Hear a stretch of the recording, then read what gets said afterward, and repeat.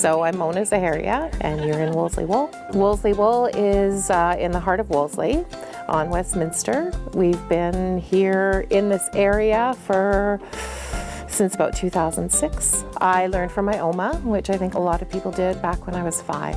So, I knit a little bit as a kid. And then I didn't really knit too much over the next years until I was in high school.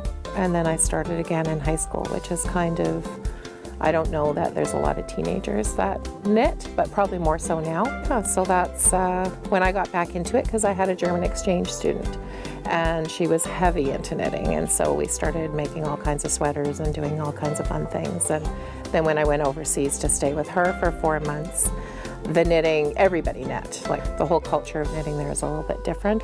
It was taught in school. It was part of the curriculum. It was just one of the skills everybody learned. And then there in Germany, where I was, there were so many yarn stores and there were so many options, and they were more excited than anything I knew before, which didn't mean it didn't exist here. It was just that I hadn't sought it out. That was my goal. After that, I really wanted to have a yarn store. It was definitely something that I wanted to work towards, something that I wanted to make happen, but more in sort of not like a huge store. I wanted a small store that was warm and comfortable and inviting, sort of what I had experienced. At the time, my eldest sister lived in Saudi Arabia, and she was thinking of moving home with her partner. They were going to move to BC and buy a B&B.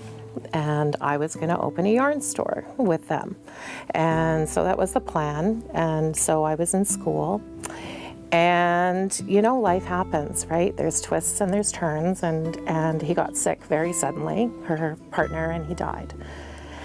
And it was, this huge loss for all of us. But it was also, you reassess. And I continued with my business degree, and I met my husband, and we got married and had 3 kids and did a bunch of different things. But I just sort of always knit in between, but I just kind of put that on hold. It was sort of, I think part of it was too painful. And I know a yarn business, it's tricky to make a living at, but I thought I can have a corner. And it doesn't have to make money, it just has to be fun and sort of fill that piece, that little piece that might feel like it was still kind of missing.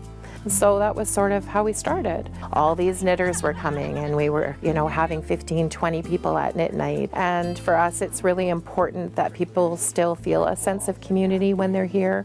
And we work really hard to keep that. But it does change when you get bigger, right? It had been this whole community that had made it happen and helped me make it happen. And that's why it's so important to us that our community feels like they're always a part of this. Well, I'm a low-sighted person, and this is fabulous for me because everybody's doing wonderful projects. I'm doing small, plain kind of thing. So it's not very exciting for me with my own knitting, but when I see what everyone else is doing, it's quite amazing. And all these people know me, and I'm not treated any differently than anyone else. That's amazing. Well, most of it is about community. Once I retired, I lost that easy connection with people, and here I'm able to connect with people who actually do things that I like. As much as, I took a business degree, I couldn't be in an office. That was never really my goal. My goal was to have the skills to be able to create something that was important to me. It feeds my family. It's become a very viable business, and those are important things, but they're also just the details. Why do I keep coming back? Well, because it's a great community. It's inspirational. It's a creative outlet. I have no other creative outlet. Was very happy when I came to knitting. I learned it as an adult. And there's just so many people who come in who love the craft, and it's so inspirational to talk to them. And it's a place to gather. Look at this. And this is happening it happens every day in this store.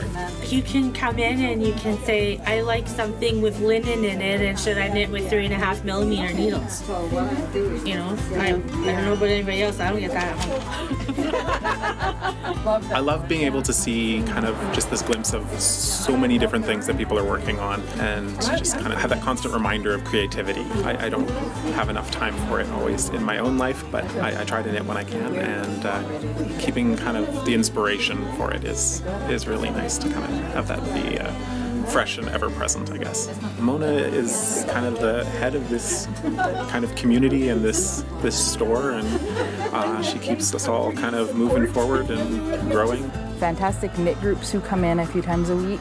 We sit here, we have really great classes. We are all about encouraging people to do awesome things is something that's really important to me, because everyone has great things that they want to do, and I love seeing that happen. A major thing we see is a lot of people come on and start teaching for us, and that really blossoms. They just love teaching people. We have classes, 3 classes a day usually. We have a couple of knit groups. We do lots of different events, things just to bring people together, whether it's yarn tastings or, all kinds of different things. And just support. I think when sometimes you're having a bad day and somehow customers know that, and it's not like, oh, but she's having a bad day. It's like, oh, she's having a bad day. What can we do? And I hope we give some of that back too. I think the secret to my mom's success and the store's success is the community. It's the people that we've gotten to meet and who've continued to support us over the years. Without those connections and the community that we've built up here, I don't think we would still be around. We have some people who are very dedicated customers, and we really appreciate them and are so glad to have them kind of in our lives and as part of our store. One of the main things that that has driven the store is community. They come in to buy yarn for all sorts of exciting things. There's always something new and exciting to knit. There's new exciting life events to knit for, and we're there. And we're there to support them. We're there in any way we can be, and it just helps the store. More people come in, they bring their friends start to knit, their friends join classes, and it just grows and grows. To be something that is the heart of what we do, that people feel cared for and welcome, and it's not just, sometimes it is just about, here's my pattern, I want the yarn and I want to get out the door, but sometimes it's about more than that. It's about being human together, right? Like, if someone is having a rough day, making a little bit of extra effort, that people know that this is a soft place to land too. It's a place where people can come and sit on the couch if they need to and work on their knitting for 15 minutes just because they need a break from whatever else is going on out there. It's about creating something richer.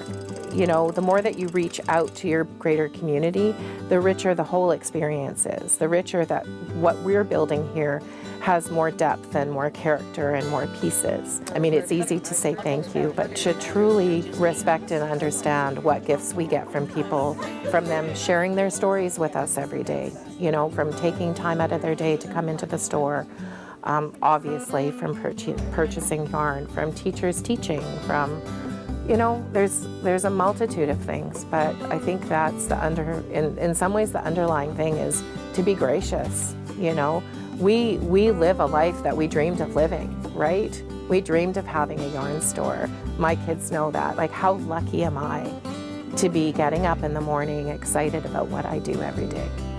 Like, it doesn't get any better than that.